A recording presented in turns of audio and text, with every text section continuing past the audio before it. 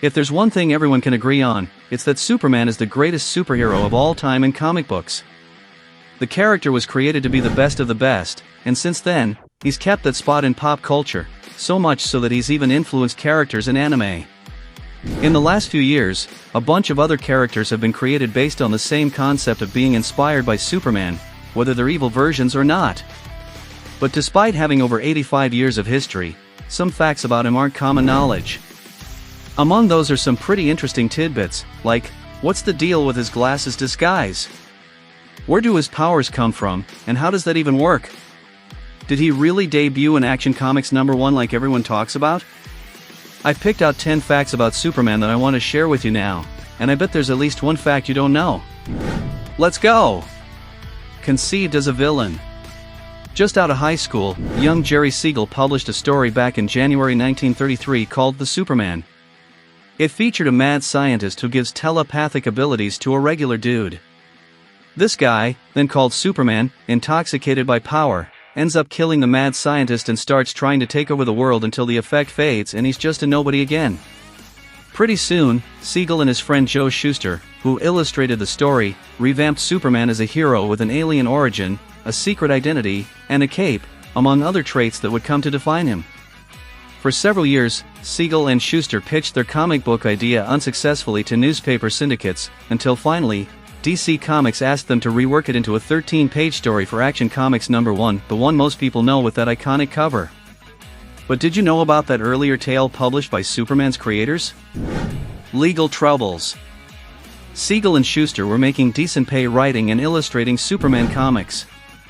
But they didn't receive any royalties. They sold all the rights to their character for just $130. After one of their many requests for a share of the profits, Siegel and Shuster got fired in 1947 after they sued DC. Following that, when a Superman movie started being produced in the 1970s, Siegel made enough noise to actually mess with the film's marketing. It worked, because the parent company of DC agreed to give him and Shuster annual pensions of $20,000, a figure that later increased. Plus, DC began crediting them as the creators of Superman. But we know that this rights saga is still ongoing today, and just recently, there was an attempt to block the release of the James Gunn film in some countries. So it looks like this is far from being fully resolved. The source of powers. Kal-El has pulled off tons of impressive feats throughout his extensive run as Superman. He's flown, shown superhuman strength, had almost photographic memory, ignited objects with his heat vision, and frozen stuff with his breath. Basically, the Man of Steel can do just about anything. But where do all the powers that make him nearly indestructible come from? In the movie Man of Steel, Jor-El explains to Clark that Earth's sun is younger and more intense than Krypton's. His cells absorbed its radiation, strengthening his muscles, skin, and senses. Earth's gravity is less intense, but its atmosphere is richer in nutrients. So in a nutshell, Superman gets his abilities from the sun and the radiation it emits. He'd just be an average Joe on Krypton, just like we see in the 2013 movie scenes when Kal-El stuck on Zod's ship that adapted Krypton's atmosphere. The glasses. Now, while this might sound like a joke, Clark Kent managed to keep his Superman identity a secret just by wearing glasses. In an old comic, it's revealed that Clark's lenses are made from special materials imported from Krypton. This stuff lets him use a form of super hypnosis, making people see him as someone who doesn't really look a whole lot like the Man of Steel. Instead, they just see him as a reporter from the Daily Planet. Recently, comics have tried to give a more realistic explanation for Clark's secret identity. In All-Star Superman, for example, artist Frank Quitely effectively shows how even Clark's posture changes when he's being Clark Kent. On the flip side, writer Jeff Johns reinterpreted the glasses explanation during his run on Justice League.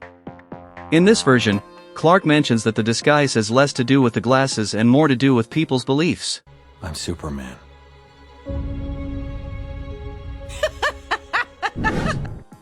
It's inconceivable to them that someone like Superman lives a normal life, so no one questions that idea. Superman in the Marvel Universe? Speaking of glasses, there's a Thor story where he needs a disguise to blend in on Midgard as a regular human. In this context, Nick Fury offers him glasses. Yep, that's right. He even comments that this disguise works with the other guy. To make things even more interesting, Thor runs into a journalist who notices he looks a lot like someone, but can't quite figure out who it is. When the journalist's companion calls him, we find out his name is Clark. Yup, this is one of several times that Clark Kent and Lois Lane pop up in the Marvel Universe. But apparently, in this case, that version of Clark isn't Superman, so it's more like a sneaky reference than an actual Superman appearance. Worthy of Mjolnir. Now we're talking about Superman crossing paths with Marvel characters. Back in the early 2000s, Marvel and DC teamed up for the crossover Justice League/Avengers. In the 4th issue of that series, Superman proves himself worthy and lifts Thor's hammer, Mjolnir.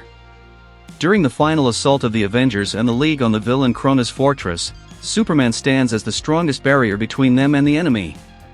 To give him the edge he needs to break through, Thor hurls his hammer, and naturally, Superman proves worthy. With one powerful swing, the barrier crumbles.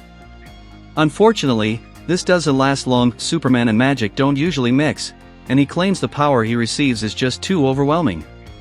Still, the page where this happens is without a doubt one of the most legendary in comic book history. Now, drop a comment here, wouldn't it be super cool to see this crossover in movies or animated series? You with me on that? The death of Superman. In 1993, DC decided to kill Superman off. This was around the same time they wanted to break Batman by Bane in Nightfall. In The Death of Superman, the premise is as simple as the title. Superman goes toe-to-toe with an apparently unbeatable monster named Doomsday in the streets of Metropolis. As the battle wraps up, both fighters end up dead. The story was planned out by editor Mike Carlin and the creative team behind Superman, which included Dan Jurgens, Roger Stern, Louise Simonson, Jerry Ordway, and Carl Kessel. The result was a massive hit. Superman titles got international exposure, hitting the top of comic book sales charts.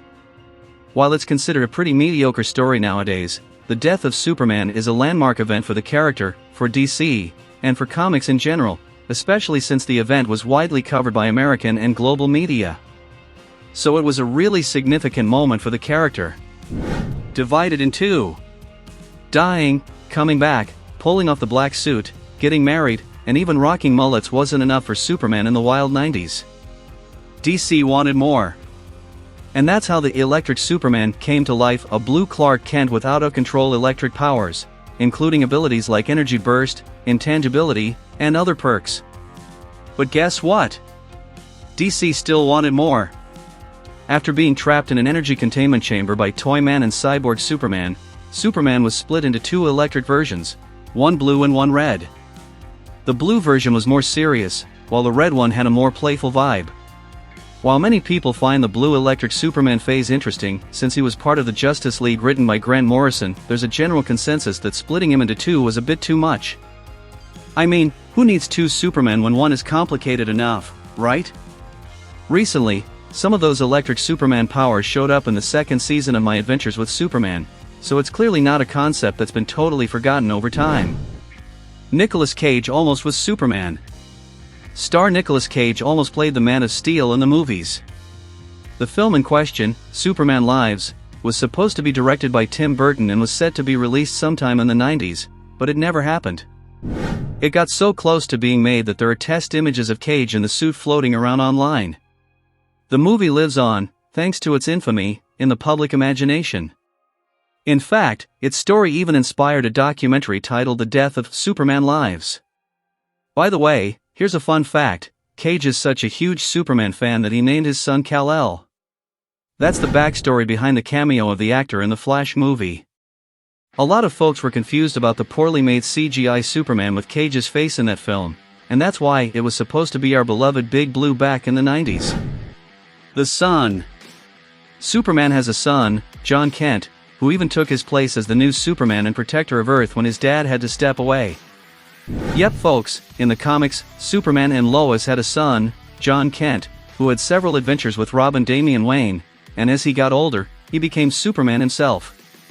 But due to James Gunn's movie, DC decided to change the character's name, so instead of also being called Superman, he's now known as Super Son to avoid any confusion with the movie starring David Corenswet. Now I want to know from you, did you know all these Superman facts? Which one surprised you the most? Drop your thoughts in the comments cause I really want to hear what you think, and don't forget to give this video a super like and subscribe to the channel.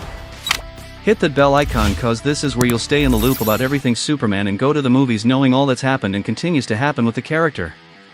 This is the best spot for you to stay informed on everything about the heroes we love, so make sure you subscribe so you don't miss anything. Also, consider supporting our work through the thanks button near the subscribe button. That way, you help us bring even more videos than usual, with even better quality. Thanks a ton for all the support you give us. And for you hyped about the upcoming Superman movie, I've got 2 suggested videos for you to check out. I'm sure, as a Superman and DC fan, you'll really enjoy them. Thanks again for hanging out with us in this video, and we'll see you soon.